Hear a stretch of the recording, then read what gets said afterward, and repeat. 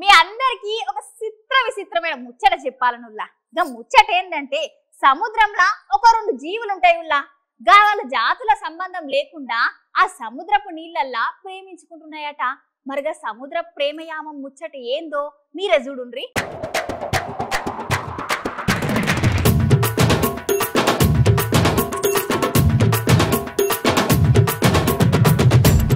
చూసి రానుల్లా భూమి మీద అన్ని వింతలు విచిత్రాలే జరుగుతున్నాయి కదా.